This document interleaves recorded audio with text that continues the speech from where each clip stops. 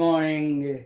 Good morning, India. Good afternoon, in Europe, and good evening in California, and good night, sleepy time in East Coast. Welcome you all. This is MedBricks webcast. I'm a host. My name is Ramana Anamaraju. I'm the host of this webcast. Today, we are a healthcare media channel. We are on live on 8 streaming channels. It's the first time attempt on giving a kind of a different twist to the healthcare. I'm just a lot of them are medical shows, doctors talking or something. But this is a particularly I want to introduce concepts of mathematics, physics, art, philosophy, everything. How did that end up in healthcare? How do they relate to healthcare? That's my attempt here, and seems to be people liking it. I have a lot of excellent reviews came out. Thank you all, and I appreciate that. Today's topic is a very personal to me. It is it is my hometown hero. He is nobody knows him. He's unknown, famous man. I said that. Interestingly, that's what he is. He is a very unknown and extremely famous. That's a contradictory and paradox, but it is absolutely true in his case. So let me I'm going to say let me play a little bit of what is my thing is this one. Um, I'm going to play what is this show about. Just a quick synopsis. The MedBricks webcast is focused on bringing distinguished Indians and others from diverse fields of science, medicine, technology, and philosophy to learn from each other and to create a new understandings and foster new ideas related to healthcare. So, thank you. I'm going to present to you. This is a Dr. Yallapragada Subbarao. He is a famous. No one knows him. No one knows him in his hometown. No one knows him in his state. If no one knows him in his country, no one knows him in his adopted country, United States. He is an unknown person, but he's so famous. What he did was he lifted the entire humanity to the next level. I will explain to you what I said that in the comment that he deserves 4 Nobel Prizes and he got none. I tell you why. With any standards of today, he would have won a Nobel Prize for each one of his discoveries. He was cheated on, he was undermined, he was discriminated. Unfortunately, it's a sad story of him. But he died also very young age. But let me, before I go into it, his background is so similar to my father's background. Um, he's he is a 19 he was 1900 1800. He born 1900, I think. 19 I can't see that, somewhere around 1895. He was born in 1895 and is died in 1948. So I give you the context of the times that we are in. So let me give you the context of India. What is the state of India at that time, during that time?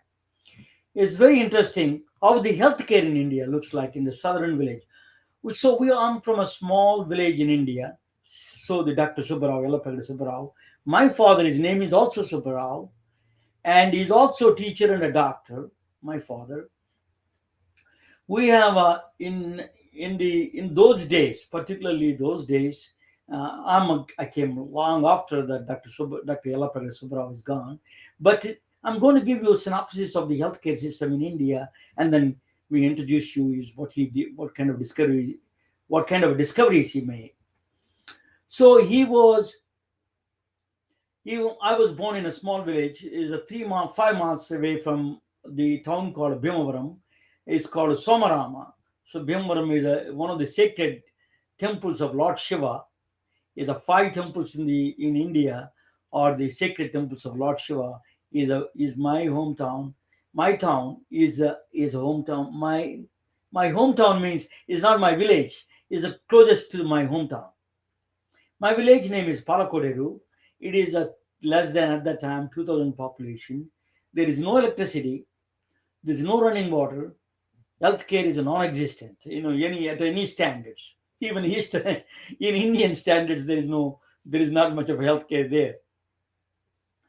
So this is a situations where I that is the house that similar house that I'm a block away from the house I grew up. The house that I grew up is gone, but the house that I grew up is a similar house, the one you see on the pictures. It's a very picturesque place. Is a My village is a full of is a very fertile land. That you have a lot of rice is grown, a lot of palm trees, a lot of coconut trees. It is a very luscious place. To be in agriculture wise, very strong agriculture based economy that is. So it's a very very primitive, but it is it is it is a fine to that period and that times and that situations we were in India was in.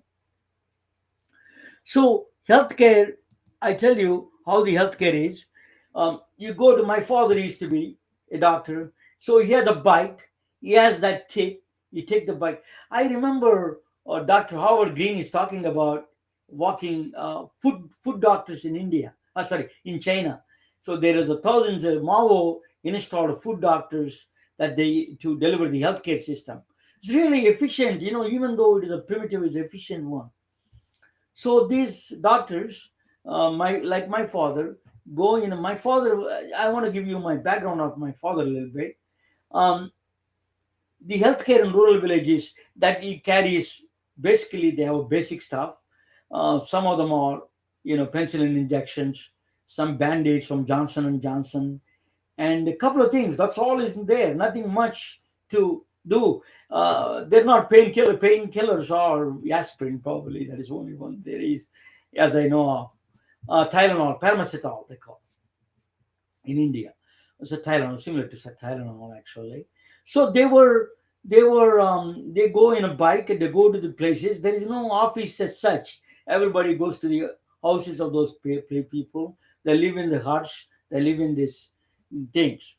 My father was a teacher. He was an English teacher. My father is the only one who knows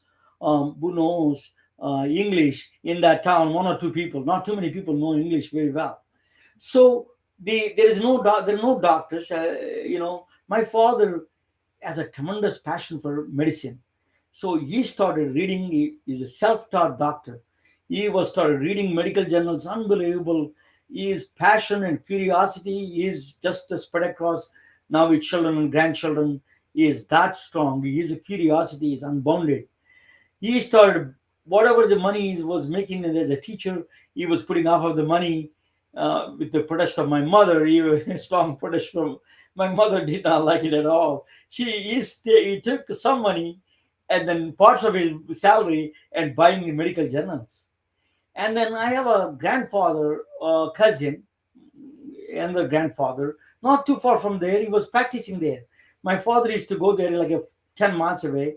He used to go in bike and go and meet my grandfather in the weekends and get trained on how to do injections, how to do all those things, basic stuff. So my father self-taught and he passed the exams and he became a doctor, but he was not officially, there are no doctors, the grandfather clause, so he became a doctor basically. But I tell you, my father is a brilliant man. All my brothers have engineers and doctors and lawyers and all in my family, all kinds of people are there. But not lawyers though, but a lot of. But in my family, that is we have my father is a really personifies what is a physician supposed to be. Pure love of medicine. No, the people give money or not. As you remember, somebody was telling me in 1920s in the United States, they used to give doctors 30s and 40s. They used to give chickens and eggs, and so we are vegetarian people. Mostly India is a vegetarian country. So they used to give us. They used to give us. You know. What do you call? They used to give us vegetables and milk and all those things. That's whatever we are eating at the time they're providing, and that is the only that the patients come and drop. probably people had nothing, and my father has nothing, and he is serving people who had nothing. That is nobility of the profession, is serving, caring for people. That is the noblest profession of. If you do that, that is the noblest profession in the planet. That's why doctors were respected. Now the lost in the trust is one of the reasons is Americans lost trust in medicine, is particularly physicians and their care providers, because of this so much money involved. It became everybody is involved. I'm not blaming the doctors. I'm blaming the insurance system. I'm blaming the farm. Everybody is involved. They did good things. They also did a lot of harm. It's both ways it works. But I tell you, but the nobility has to be there. That is the fundamental basis for providing care. So let me give you this um, my fault. So the way is a it's a kind of a most of the diseases are in those days is a typhoid, typhus, the infection, typhus, cholera is a bacterial infection, malaria, the through the mosquitoes, malaria, eosinophilia is one of the tropical diseases, lung infections, and all kinds of things there is. A lot of not too many surprisingly, there are not too many chronic diseases. Very strange. But we have these infections, typhus, cholera, malaria. All of them are a lot of infections are there. So so there is not much of a problem. The problem is of unsanitary conditions, and as you all know, and the mosquitoes and all those things. It results in that process. So okay, I want to tell you. So why there are no chronic? I wanted interestingly there was you see some a bottle up there. This bottle is a very interesting. In India, mental health is very rare in that those days at least. Um, but there are some people who committed suicide. They used to drink that endrin. Endrin is DTT or something. That is what they use for the plants and the rice paddies, rice things. There's a fertilizer, kind of fertilizer. Is like a. It's not a fertilizer.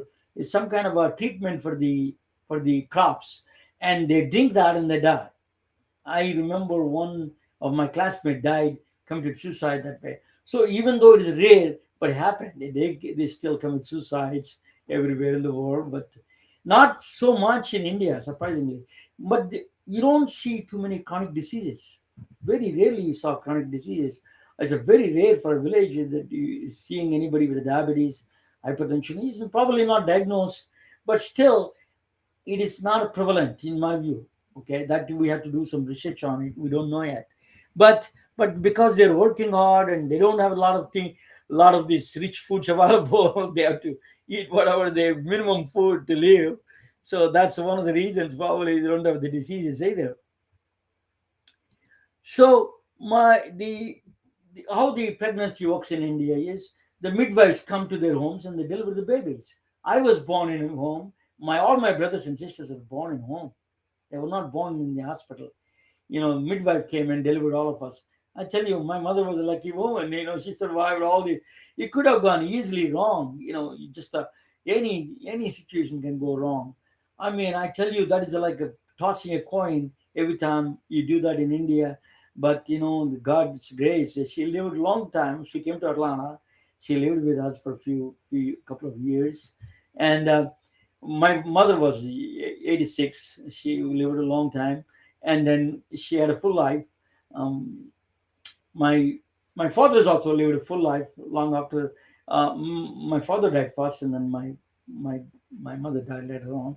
But my father was a doctor. Oh, she was complaining about. I'm not. She's not. My mother is used to complain that my dad is not charging enough money for the treatments and all those things as usual. So my father was a giver. He was giving everything that what he had. He had nothing and he gave nothing. So there was a story I want to tell you. It is a profoundly just after those many years I still remember.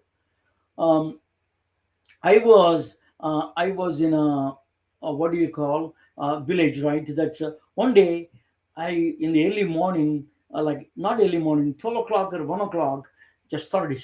I started hearing the screams of a woman. My father is only doctor available, like, for those kind of places, and my father, like, immediately left to see what's going on with that woman who is screaming with the pains. So he was there. The screams went up, and I remember those screams. Even now, I can hear the screams from almost 1/4 mile. You can hear reverberating the screams of the lady. So I know her because I know her children went to school with me. So I am familiar with that. Not that much close, but I am familiar with them. So my father, so 4 o'clock, 5 o'clock in the morning, there are no more screams. And my father came back with a grim face, and he said, asked him what happened. So she died with ectopic pregnancy. She was bled to death. Okay, so it is very common.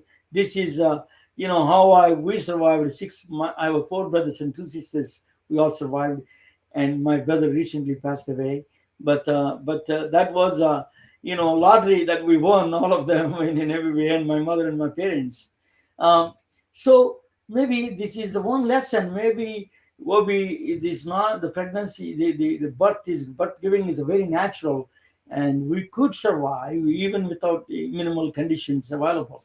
But that is different task. Even we can talk about that later on about that particular aspect.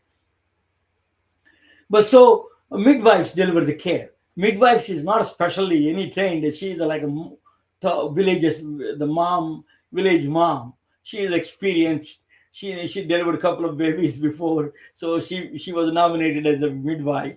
She doesn't get paid, and whatever the mothers give a little bit, she gets paid. That's it. There was not a systemic healthcare system there.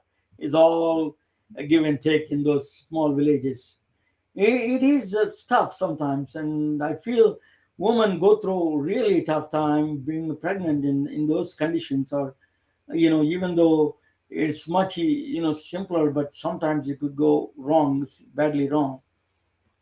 So we were all born in the homes, and including me. And my mother was there. My mother delivered all of us and the kids and everything at home.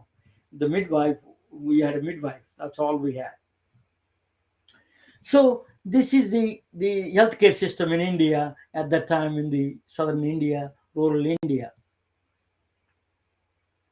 So what is the healthcare delivery is now, what is teledoc is doing, or big healthcare telehealth is doing. They're doing that there in those days is is a point of care service. They were doing the true point of care service.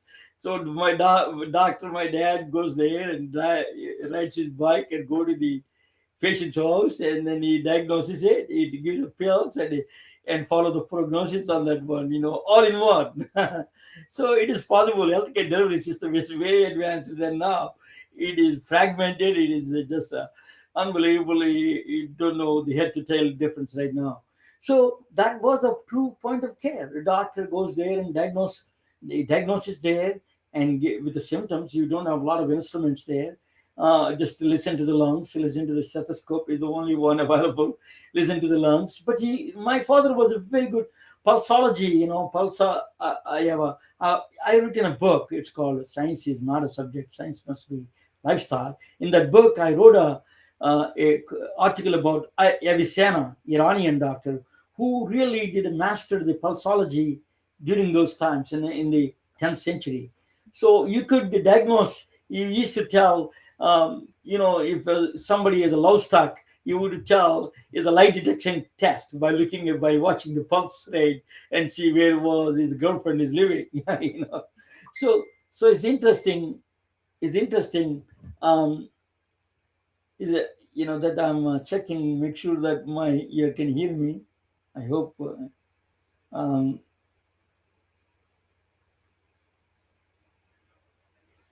um, so it is. It is. I invited a gentleman from my home village, my hometown. He said that 7 o'clock in the morning he cannot come. Uh, but what can you do? America is working. We used to work with the Indian time. Now Indians are telling us we need to work with their times. That's the only way it is. Life is gone. So what they did harm to the healthcare system, healthcare to the people, American people, they did is unquestionable harm to the societies here. It's sad. What can I do? I'm just a small guy in this whole process. The just my one of the things is the delivery of the care is very efficient, even though it is a primitive. In my village, it's a two point of care system. So it is a they have some penicillin injection. They give injection there. They give pain pills, a couple of aspirins, and ready to go. So take rest and put the band-aid and ready to go. If there is any injury there, so that's all in one. There is not a much of a chronic care, chronic diseases. You don't see a lot of chronic conditions there, or diagnosed may not be. We may not have diagnosed, but I still doubt that we have a lot of chronic diseases because I never heard that much about it. So, um, so, so how do they get paid? Reimbursement system in India, I want to tell you, in the 1960s and 70s and 80s, 70s, 60s and 70s, there are no insurance companies. Okay, so I tell you the wake up call to the Indians for the insurance companies.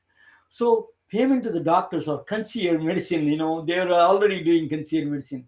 What they do is they do 1 second. They do once a um, they do twice a year. They do a puja. They do a puja. In that puja means is basically a religious ceremony, Hindu religious ceremony, praying God of Ganesha or Lakshmi, somebody there, or Satyanarayana Puja they call. Whatever the gods they have, we have million gods, and one of those gods puja we are doing, and they bring some. This is the season of. This is a season of. This is season of. Um, this is season. Um, the crop season. The crops are mature, and then they sell those crops, and then rice and all the agriculture stuff they sell. So they have some money in their hands, and they give the doctor twice a year some money. And then also they give gold, silver, they used to give. So whatever they can afford, if you save really life, they would have given a gold, they give a gold, they give a silver, all kinds of things they used to do for the doctors. That's a concierge medicine. So it is already there. It was there during the time. Now the insurance companies went there. You know, when I was growing up, India was a joint family. So grandfather, father, grandson, they're all living in their families with their wives and children, like 25 of them. They all pool the money together. They take care of each other. They do the insurance, and although there is no insurance, they take care of each other. And if there is a emergency comes, but now insurance company went there and they told first time is you can't take care of your father. They got shocked in India. They used to call me and say, "What is this insurance company?" They said that I cannot take my father and my insurance. That's the strangest thing to Indian culture, not to care for parents. See, this what the insurance companies do sometimes is divide and rule. You can you can conquer. Don't worry about your father. Don't trust your father, or don't care about your don't care about your children. You need to care for yourself. Don't care about your parents. You need to care for yourself and your children. This is the one they do separate the indirectly they separate it out. These insurance companies can do that harm. So we need to modify the insurance company. How to We talk about families, just the big slogans, but they take these politicians take money from the insurance companies and they do the same thing. There's the anti-family things they do. You know, I'm tired of it. I never criticize a lot of politicians, but this time I am tired of it. We are coming to a point in this country. My two kids are here. So it is sad how this country is dwindling into the third world country fast and quick. But anyway, That's a different subject itself. So so so they used to give us this kind of a concierge kind of treat. So they used to give, as I said, that vegetables and all those things. And there's no insurance. You never heard of any insurance. So story of my father, my that's my mother. My father is a teacher, doctor extraordinaire. His curiosity for medicine is unbounded. In fact, each my mother sold all his jewelry and sent all his grandchildren children to all over the world. We're all over the world right now.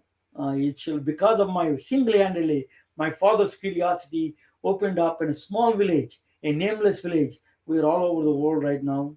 Children and grandchildren are everywhere. But let me give you the story of Dr. Subbarao. He come from that same town. He is from the same place where I'm from. So I went to same college as he did, but long before, he went to same school. He went to same temple that I used to go, Hindu temples. So we are from the. If I'm not a caste guy, I don't care about caste. But if you wanted to subscribe that, so we are from the same sect. It doesn't make any sense or not, but it doesn't. It doesn't matter. That's not important. You know, I married everybody. I married different people. So it's not caste system. Brahminism is inside of you, not not something assigned by somebody. But anyway, that's a different issue of the caste system. But given those days, the caste system played a role. You know. So this Dr. Subbarao was from my village, from my hometown, Bhimbaram. Uh, what he was high school. He failed three times. Listen to his remarkable story of a doctor. This is a story of a doctor he never had. It's so inspiring. Um, he failed three times high school, and and then they couldn't pass. He has to pass some exams, so they did an alternative school matriculation. They call in India. He passed it, so hardly survived through matriculation. So during that time, there was two of his brothers died with the tropical diseases, cholera or something came out, and we don't know the exact. I think a cholera, both of them died in within short period of time, within months.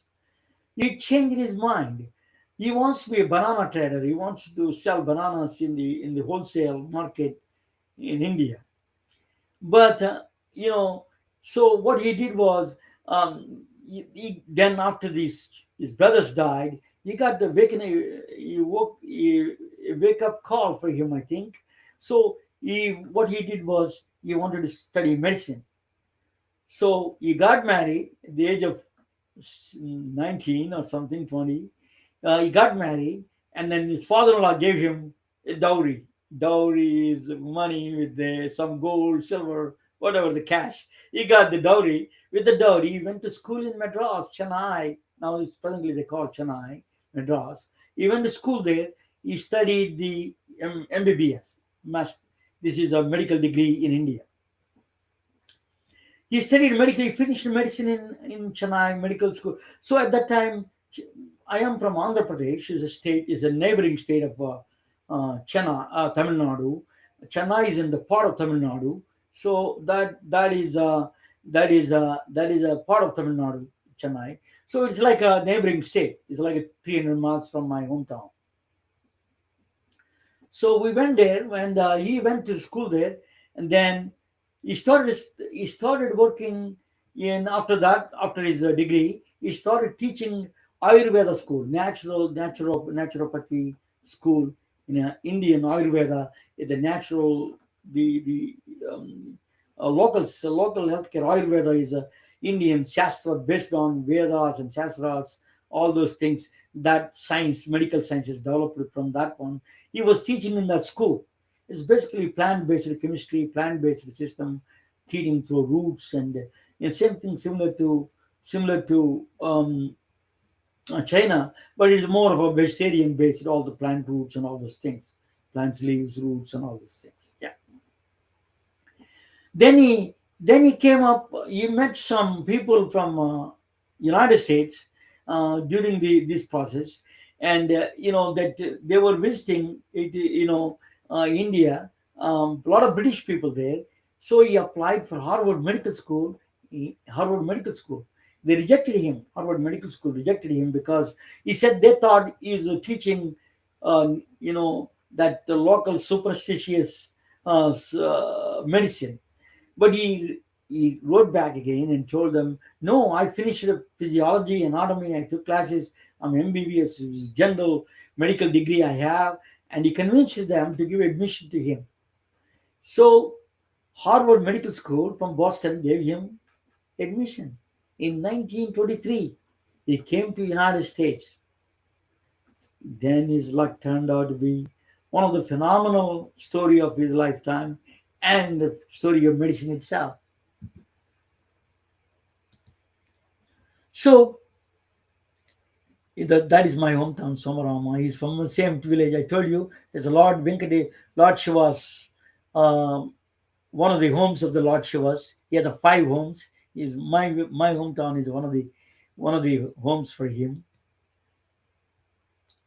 So Dr. Subbarao, 1895 was born, 1948 he died. But I want to go back to what he did. So I just skipped some of the things, but I told you already. He was working in a Madras, Chennai Ayurveda school. He went to medical school here in Chennai, and then then he came to 1923 to Harvard Medical School. He got admitted into Harvard. He most likely came by ship. I'm not sure he came by plane or not. Most likely he came by ship. He was admitted in the tropical medicine diploma courses. That's what he did. That's almost 100 years ago. Then Dr. Subbarao inventions are mind-boggling. Listen to him. He deserves 4 Nobel Prizes, one after the other. And I am saying that with all my confidence in the things that I know. So his inventions, one by one, I'm going to give it to you. First is, he is the first one, phosphate strip color test. He did that first one, he invented it in Harvard. He came up with the strip color test. For the phosphate is the second mineral after the calcium. The second most important mineral in the body is the phosphorus. Ironically, the bananas have a high phosphorus in them. So as you know, after the calcium, phosphorus is the second most mineral in the body. So he found out the deficiency of the phosphorus through color test. He invented the color test, first one. So he was, in fact, this discovery was discriminated. All his papers were hidden from the publications. It was written in the Wikipedia. He was totally discriminated by Harvard, his supervisor. He doesn't want him to publish this one. So this is written in the Wikipedia. Think about that. It was proven what he did. So he became famous with this one. Then second one is for heterogen tablets. In India, this was a big problem. Was eosinophilic diseases and lung diseases and all the you have a lot of these diseases are there, particularly tropical diseases. So heterogen tablets is particularly eosinophilic lung. Lung looks like a tuberculosis lung. So you have to this is a right now World Health Organization essential drug list of drugs. Even now, he invented heterogen tablets. He invented this. He discovered this. He invented this heterogen. Heterogen is a antiparasitic, antithymolytic, anthelmintics. Okay, I'm not a chemistry guy, physics guy. But now they found out, they're saying they see a lot of things for treatment for coronavirus or Zika virus. It could treat all those viruses. It says that they're saying that it's anti-parasitic drug, could be used for the coronavirus, Zika virus, and all the influenza viruses. So they're doing a lot of research on this right now. So the second one is heterogen tablets. It saved millions of people with the tropical diseases. you know, one of the pulmonary eosinophilic lung disease is one of the prominent ones in those areas. That's the second most one. The next one is the mother of all his inventions. He was the first inventor of the first in 1946. The leukemia is a blood cancer of the blood is prevalent among children. There's not much options there. You cannot do surgery. You cannot do you cannot do surgery. You cannot do radiation therapy because their all blood is disseminated in entire body. So you need a targeted drug. So he was developing he developed a dog is he developed a dog and gave it to Sidney Farber, another crazy guy from Boston. Nobody liked. He's a pathologist. He's not even a. So that he took the invention of the Dr. Subbarao, and he took the invention of the methotrexate. Is a first cancer drug, chemotherapy drug for children. So it's a anti-folic acid is a um, analog to the folic acid basically. So chemotherapy drug saved millions of people in this country, thousands of people, if not millions, thousands, at least thousands, if not millions. But cancer 1946, he was a savior for the children. Is the first drug is invented by him is methotrexate. You can use that methotrexate everywhere now. You can use ectopic pregnancies, the uterus cancer, the neck and head cancers, so many cancers. You can use it now. Rheumatoid arthritis right now. That's a very powerful drug for this. So he found so many uses for this. This alone could deserve him 2, 3 Nobel Prizes itself. So Sidney Farber got the credit. He didn't get the Nobel Prize because he took it and then did that into the system. But but this is the mother of all his drugs. Even New Journal of England of Medicine, they mentioned his name. He was the methotrexate. He was because of him. That drug came into the light. So that is the third invention. Fourth invention is bigger than this. Hydromycin, first broad spectrum antibiotic. So I tell you the story of broad spectrum antibiotic. Already invented, penicillin was invented by Fleming, Dr. Fleming, but first broad spectrum antibiotic is done by Dr. Subbarao. Dr. Subbarao hired a guy from in he was in so Harvard did not give him tenure for him. So he moved to Lederly Labs. In now is owned by Pfizer. Lederly Labs, they hired him as a research director in New Jersey, New York, Pearl River, New York. He was working there as a director of research. So he hired a guy. His name is Benjamin Dugar. He is a plantation owner's son. He's from Alabama. So Benjamin Dugar came to. So he's already 70 years old, and they thought he's too old to work anything, and but still he has a love for science. And Dr. Subbarao said that if you're interested in working, I'm ready to hire you, and he gave the job. So you get a lot of wisdom from the hiring older people. Don't discriminate them. You get so much. It is a very sad. American country became too much of a wisdom is not important for them, but is important. It really saves lives. So um, so what happened was that they invented the first.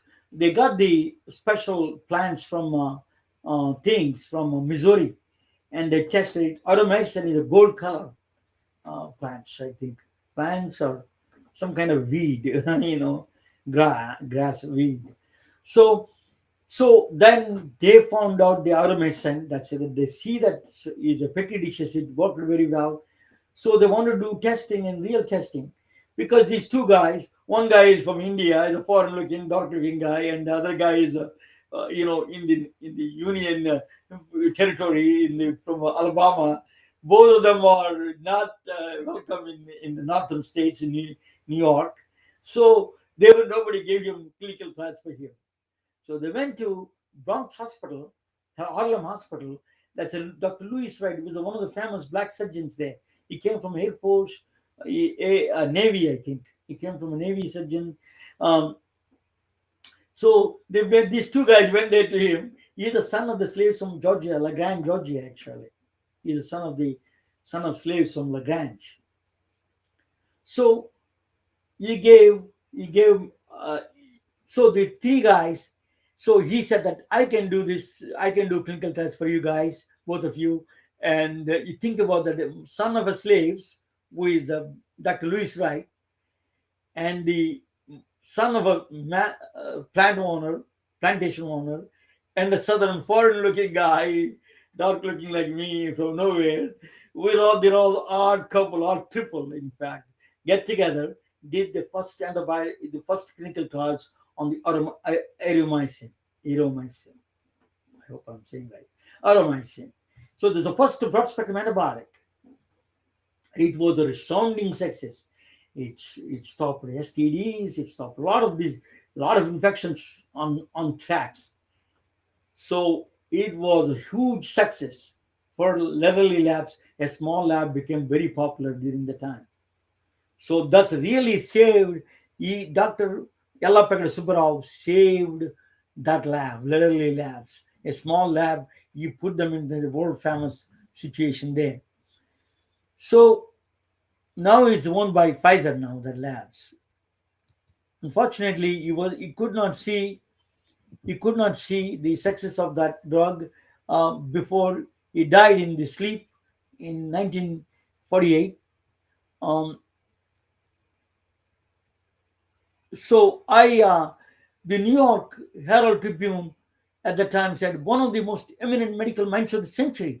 That's what they said. The New York Herald Tribune. The one magazine said because he lived longer. My personal note, Dr. Subbarao reminds me of my late father, teacher, doctor, and extraordinaire. Both have the same name and both helped people. My father had nothing. He provided care for people who had nothing in a small southern village in India. People come and go, but the nobility of these people who serve silently create and shape a better tomorrow for all of us. It's a, he died at the same time, same year as Mahatma Gandhi died, 1948. Mahatma Gandhi gave freedom to India, but Subbarao gave freedom from diseases, fatal diseases for the entire world. And this is a remarkable story of my hometown hero, unsung hero. He didn't get in the right now. His plaque was installed in the Pfizer area, some in the one of the Pfizer campuses. His bust is there, but nobody knows him. Even my hometown people don't know him. I don't know him. He's from my hometown. So because internet is not there, you ignored it. You ignored because there is no internet. There is nothing there. You cannot forget history of these kind of people who save lives. These are the true heroes of our medicine. We have to recognize and honor them. So to do that, you can buy, you know. So I am from DNR College. Same thing that Puja that I was telling you. Uh, he's also did a. He found out another thing is the ATP as an energy source. So these are additional things I'm showing. So you can buy on Amazon his T-shirt or his coffee mug or Etsy daily wear from medicine.com. Please go and buy his honor this remarkable hero of India. Um, he was unsung hero of medicine. People don't know his name. The reason I said that his drugs are still prevalent, is still used today. So he's a unknown, he's unknown, famous man. That's the reason I said that. All his drugs are famous, very well known, and he is not famous. He is not known. So I reiterate that one because he lived longer. Thank you, Dr. Subbarao. I'm so proud to be he's from my hometown, and thank you all for listening. Good night.